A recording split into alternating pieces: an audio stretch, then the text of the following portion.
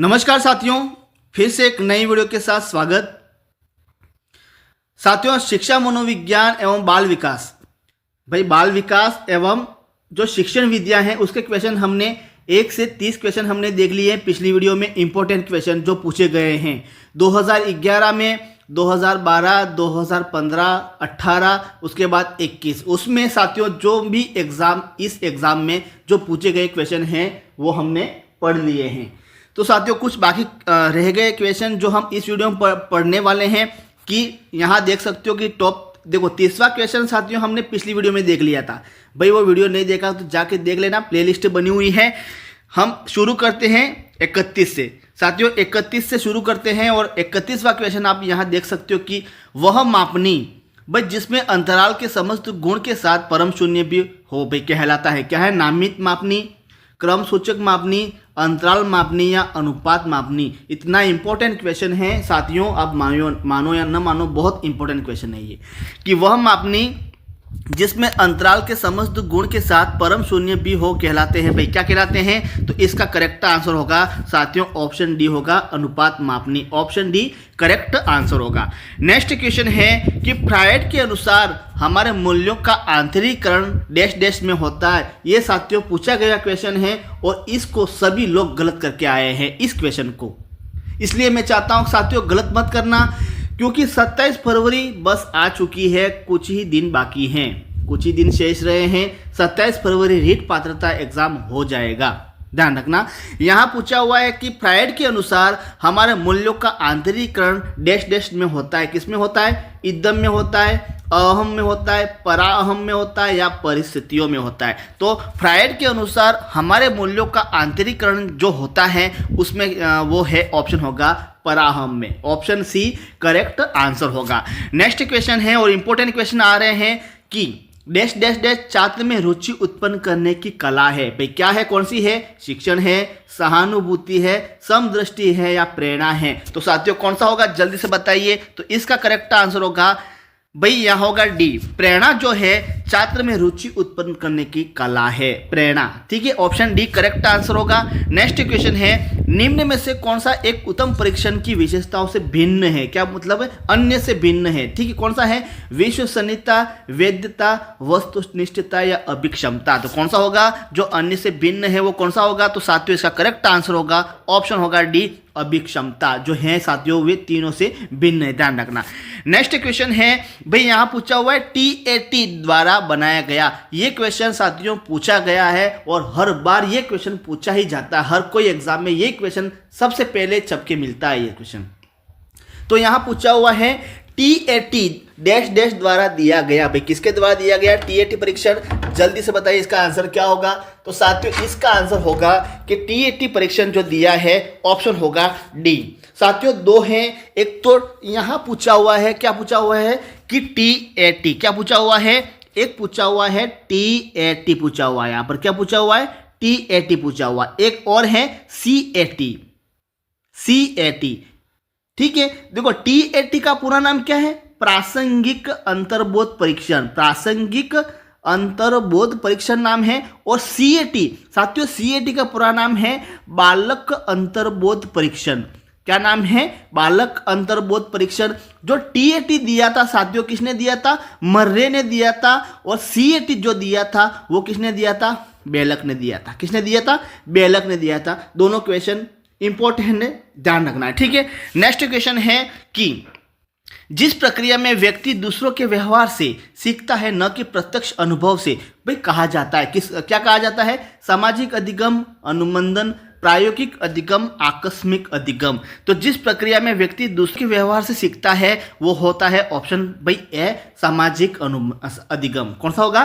सामाजिक अधिगम होगा। नेक्स्ट क्वेश्चन है निम्नलिखित में से कौन सा वृद्धि और विकास के सिद्धांत से संबंधित नहीं है? इतना इंपॉर्टेंट क्वेश्चन है दोस्तों गुरुदेवों, ये क्वेश्चन एग्जाम में आता ही आता है कि निम्नलिखित में से कौन सा वृद्धि और विकास के सिद्धांत से संबंधित नहीं है? निरंतरता का सिद्धांत, वर्गीकरण का सिद्धांत, समन्वय का सिद्धांत या व्यक्तिकता का सिद्धांत। कौन सा नहीं है जो वृद्धि और विकास का सिद्धांत नहीं है? कौन सा नहीं है? तो साथियों ये है ऑप्शन बी, वर्गीकरण का सिद्धांत है। ऑप्शन बी ये नहीं होगा। ठीक है, नेक्स्ट क्वेश्चन है भाई यहाँ पूछा हुआ है पिछड़े बच्चों के लिए शैक्षिक उपलब्धि की अवधारणा किसने दी थी? इंपॉर्टेंट क्वेश्चन है। किसने दी थी? गार्डन ने दी थी, शोनेल है, बर्टन हॉल है या सिरिल बर्ट है? तो है साथियों, यहाँ पूछा हुआ है पिछड़े बच्चों के लिए शैक्षिक उपलब्धि जो दी थी वो अवधारणा किसने दी थी? ये दी थी, ऑप्शन दी थी भाई सिरिल बर्ट ने। ऑप्शन डी करेक्ट आंसर होगा।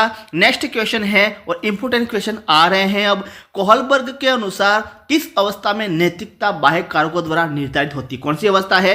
पूर्व पारंपरिक अवस्था, पारंपरिक अवस्था, पश्चात पारंपरिक अवस्था या इनमें से कोई नहीं? साथियों इतना इंपॉर्टेंट क्वेश्चन है, ऐसे क्वेश्चन आप गलत करके आ जाते हो जिससे आपका 60% नहीं बन पाता है, 90 क्वेश्चन नहीं हो पाते हैं, ऐसे क्वेश्चन साथियों गलत करके आ जाते हो। इसलिए तो गलत नहीं करना है। तो इसका आंसर है गोहलबर्ग के अनुसार किस अवस्था में नैतिकता बाह्य कारकों द्वारा निर्धारित होती है? ऑप्शन होगा ऑप्शन ए पूर्व पारंपरिक अवस्था। ऑप्शन ए करेक्ट आंसर होगा। नेक्स्ट क्वेश्चन है भाई ध्यान आकर्षित होने में डैश की भूमिका होती है? किसकी होती है? उद्दीपन की तीव्रता, उद्दीपन का उपाय देयता, उद्दीपन की विश्वसनीयता, उद्दीपन की सक्रियता। भाई क्या है जल्दी से बताइए, ध्यान आकर्षित होने में किसकी भूमिका होती है? भाई किसकी होती है? ऑप्शन होगा ए उद्दीपन की तीव्रता। भाई ऑप्शन ए करेक्ट आंसर होगा। नेक्स्ट क्वेश्चन है भाई यहाँ पूछा हुआ क्वेश्चन है सामूहिक अचेतन का संप्रत्यय द्वारा दिया गया। इंपॉर्टेंट क्वेश्चन है, पावलोव है, स्किनर है, फ्रायड है या यूंग है?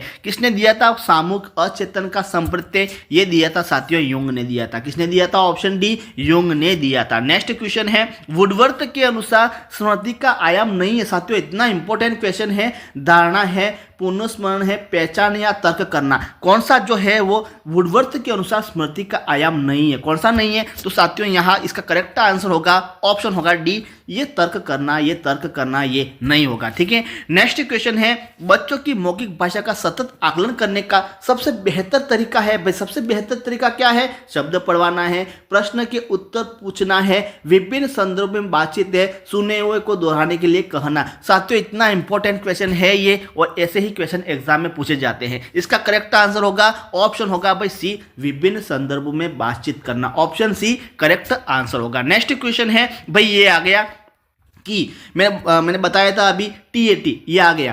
टीएटी जो है इसका पूरा नाम क्या है? प्रासंगिक अंतर्बोध परीक्षण का विकास डैश डैश द्वारा दिया गया था। मैंने बताया था कौन सा था? मर्रे था। कौन था? ऑप्शन होगा भाई सी। ऑप्शन मैंने सी बताया था, प्रासंगिक अंतर्बोध परीक्षण मैंने बताया था सी मर्रे। एक बताया था बालक अंतर्बोध परीक्षण, ये किसने दिया था? ये मैंने बताया था बेलक ने। ठीक है, वो भी क्वेश्चन आएगा, वीडियो को पूरा देखना है। बस ऐसे ही क्वेश्चन देखने के लिए, शिक्षा मनोविज्ञान के ऐसे ही क्वेश्चन देखने के लिए बस मेरे चैनल को जरूर सब्सक्राइब करना दोस्तों।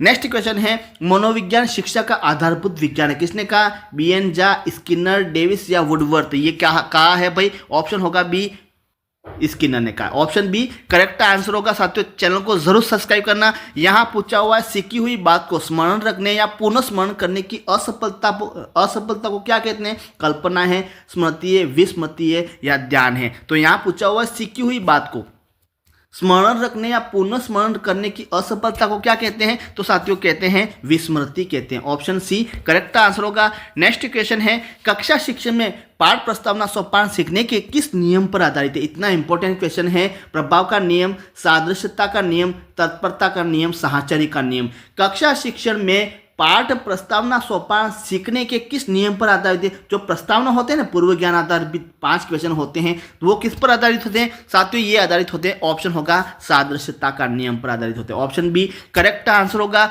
नेक्स्ट क्वेश्चन है भाई यहाँ पूछा हुआ है पाठ्य पुस्तक की भाषा भाई क्या है? बच्चों के गर्व समुदाय की भाषा से मिलती जुलती होनी चाहिए भाई, तत्सम प्रधान होनी चाहिए, तद्भव प्रधान होनी चाहिए या अधिकाधिक कठिन शब्दों से युक्त होनी चाहिए? भाई यहाँ तत्सम और तद्भव ये सबको मतलब ही नहीं है। कौन सी होनी चाहिए? ऑप्शन होगा ए, बच्चों के गर्व समुदाय की भाषा से क्या होनी चाहिए? मिलती जुलती होनी चाहिए। ऑप्शन होगा ए करेक्ट आंसर। भाई ये क्वेश्चन पूछा गया है अवदान के आंतरिक अथवा व्यक्तिनिष्ठ निर्धारक हैं क्या है? रुचि, लक्ष्य, अभिवृत्ति, उद्दीपन, वस्तु प्रवृत्ति, प्रकाश, ध्वनि, गंध, पुरस्कार, दंड और प्रोत्साहन। अवदान के आंतरिक अथवा व्यक्तिनिष्ठ निर्धारक कौन है? तो साथियों इसका करेक्ट आंसर होगा ऑप्शन होगा ए, रुचि, लक्ष्य और अभिवृत्ति। ऑप्शन ए करेक्ट आंसर होगा। नेक्स्ट क्वेश्चन है मोनोग्रस्ती बाध्यता विकृति है भाई किसकी है? एक मनाविच्छेदी विकृति है, समायोजन विकृति है, चिंता विकृति है, काय प्रारूप विकृति है। मोनोग्रस्ती बाध्यता भाई किसकी विकृति है? तो ये साथियों है ऑप्शन सी होगा चिंता विकृति है भाई। क्या है? ऑप्शन सी होगा चिंता विकृति है। नेक्स्ट क्वेश्चन है भाई यहाँ पूछा हुआ है निम्न में से किस विधि का उपयोग स्मृति के मापन के लिए नहीं किया जाता है? क्या पूछा हुआ है कि निम्न में से किस विधि का उपयोग, यहाँ पूछा हुआ है निम्न में से किस विधि का उपयोग स्मृति के मापन के लिए नहीं किया जाता है? कौन सी विधि है? प्रत्याहार विधि, तार्किक विधि, पहचान विधि, पुनः सीखना विधि। यहाँ पूछा हुआ है निम्न में से किस विधि का उपयोग स्मृति के मापन के लिए नहीं किया जाता है? किस विधि का नहीं किया जाता है? ऑप्शन होगा बी, तार्किक विधि जो होता है साथियों ये स्मृति के मापन के लिए नहीं किया जाता, ध्यान रखना। नेक्स्ट क्वेश्चन है विकास के संबंध में सही कथन है साथियों, ये हर बार पूछता है ये क्वेश्चन और हर बार एग्जाम में छप के मिलता है। विकास कुछ समय बाद रुक जाता है, विकास वृद्धि सूचक है, विकास संपूर्ण पक्ष में होने वाला परिवर्तन है, विकास का संबंध बाह्य परिवर्तन है। यहाँ पूछा हुआ है विकास के संबंध में सही कथन है भाई, सही कथन कौन सा है? तो इसका करेक्ट आंसर होगा साथियों ऑप्शन सी, विकास संपूर्ण पक्ष में होने वाला परिवर्तन है भाई। ऑप्शन सी करेक्ट आंसर होगा। नेक्स्ट क्वेश्चन है कि यहां पूछा हुआ है भाषा में सतत और व्यापक मूल्यांकन का उद्देश्य है भाई। क्या है? वर्तनी की अशुद्धि के बिना लिखने की क्षमता का आकलन, भाषा के व्याकरण का आकलन, भाषा के मौखिक लिखित रूपों के प्रयोग की क्षमता का आकलन, पढ़कर समझने की क्षमता का आकलन नहीं। क्या पूछा हुआ है? भाषा में सतत और व्यापक मूल्यांकन का उद्देश्य है। ऑप्शन होगा भाई सी, भाषा के मौखिक और लिखित रूपों के प्रयोग की क्षमता का आकलन। ऑप्शन होगा C correct answer. Next question है भाई प्राथमिक स्तर पर भाषा सिखाने से तात्पर्य क्या है भाई? भाषा के वैज्ञानिक तथ्य स्पष्ट करना, भाषा का व्याकरण सिखाना, उच्च स्तरीय साहित्य पढ़ना, भाषा का प्रयोग सिखाना। तात्पर्य भाषा सिखाने का तात्पर्य क्या है? प्राथमिक स्तर पर। कौन से स्तर पर? प्राथमिक स्तर पर। तो क्या होगा? तो इसका करेक्ट आंसर होगा ऑप्शन होगा ऑप्शन डी, भाषा का प्रभावी प्रयोग करना। ऑप्शन डी करेक्ट आंसर होगा। नेक्स्ट क्वेश्चन है कि बुद्धि परीक्षण में एक 16 वर्षीय बच्चा 75 अंक प्राप्त करता है तो उसकी मानसिक आयु है भाई, बुद्धि लब्धि बता दी 75, ठीक है। तो क्या होगी मानसिक आयु? क्या होगी साथियों? मानसिक आयु होगी उसकी, ऑप्शन होगा ए 12 वर्ष। क्या होगी? ऑप्शन ए 12 वर्ष होगा। नेक्स्ट क्वेश्चन है भाई प्राथमिक कक्षाओं में रोल प्ले, ये क्वेश्चन पूछा गया है भूमिका निर्वाह का उद्देश्य होना चाहिए। क्या होना चाहिए? बच्चों को अभिनय सिखाना, एक पद्धति के रूप में इसका उपयोग करना, विभिन्न संदर्भ में भाषा के प्रयोग के अवसर प्रदान करना। साथियों यही होगा, ऑप्शन सी करेक्ट आंसर होगा। नेक्स्ट क्वेश्चन है निम्न में से कौन सा विस्मृति का कारण नहीं है? कौन सा नहीं है? सीखने में कमी है, स्मरण करने की इच्छा है, मानसिक द्वंद है, सीखने की दोषपूर्ण विधियां। क्या पूछा हुआ है कि निम्न में से कौन सा विस्मृति का कारण नहीं है? कौन सा नहीं है विस्मृति का कारण? तो साथियों इसका करेक्ट आंसर होगा ऑप्शन होगा बी, स्मरण करने की इच्छा। ये नहीं है, ये विस्मृति का कारण नहीं है, ठीक है। ऑप्शन होगा बी। नेक्स्ट क्वेश्चन है भाई विस्मृति कम करने का उपाय क्या है? क्या उपाय है भाई? सीखने में कमी है, सीखने की त्रुटिपूर्ण विधि है, पाठ की पुनरावृत्ति है, स्मरण करने में कम ध्यान देना। विस्मृति कम करने का उपाय क्या है? ऑप्शन होगा सी, पाठ की पुनरावृत्ति। ऑप्शन होगा C correct answer. Next question है अधिगम्य भाई, अधिगम्य डैश डैश ने प्रभाव का नियम दिया। किसने दिया? Pavlov, Skinner, Watson, Thorndike. Normal question है, ऑप्शन होगा डी, थॉर्नडाइक ने दिया था। ऑप्शन डी करेक्ट आंसर होगा। नेक्स्ट क्वेश्चन है प्याजे मुख्यतः डैश डैश के योगदान के लिए जाने जाते हैं। किसके लिए भाई? आपको पता है ऑप्शन बी, संज्ञानात्मक विकास के लिए जाने जाते हैं। ऑप्शन बी करेक्ट आंसर होगा भाई। अहम निर्दिष्ट होता है, इंपॉर्टेंट क्वेश्चन है। क्या है? अहम निर्देशित होता है। किसमें होता है? सुख के सिद्धांत द्वारा, वास्तविकता के सिद्धांत द्वारा, आदर्शवादी सिद्धांत के द्वारा, सामान्य सिद्धांत के द्वारा पूछा गया क्वेश्चन है और बहुत से लोग इस क्वेश्चन को गलत करके आ गए। इसका आंसर होगा ऑप्शन बी, वास्तविकता के सिद्धांत के द्वारा। तो साथियों आज के इस वीडियो में 1 से लगाकर 60 क्वेश्चन, मतलब 1 से 30 क्वेश्चन हमने पिछली वीडियो में देख लिए। वो वीडियो देख लेना, बहुत इंपॉर्टेंट वीडियो है साथियों। बहुत अच्छे और इंपॉर्टेंट क्वेश्चन मैंने बता दिए। उसके बाद ये जो है 30 से लगाकर हमने 60 क्वेश्चन इस वीडियो में देख लिए और नेक्स्ट वीडियो इसके बाद 60 से लगाकर 90 क्वेश्चन होने वाले हैं, वो भी इंपॉर्टेंट होंगे। उसके बाद 90 से 120 के बीच एक वीडियो और होने वाला है। सारे क्वेश्चन आपके बता दूंगा मैं, बस उसी में से आपके क्वेश्चन बनेंगे। बस इससे पहले आप लोगों से बस छोटी सी प्यारी सी और भाई रिक्वेस्ट है चैनल को ज़रूर सब्सक्राइब करना मेरे दोस्तों, क्योंकि ऐसे ही क्वेश्चन हम पढ़ाते रहेंगे। थैंक यू, धन्यवाद। नेक्स्ट वीडियो में ज़रूर मिलेंगे। अगर वीडियो अच्छा लगा चैनल को ज़रूर सब्सक्राइब करना। और नेक्स्ट वीडियो साथियों हम बस अपलोड करने ही वाले हैं, 61 से 90 के बीच वो वीडियो आप तक पहुँच जाएगा। कब पहुँच जाएगा? चैनल को सब्सक्राइब करोगे तब। तो थैंक यू, धन्यवाद। नेक्स्ट वीडियो में ज़रूर मिलते हैं।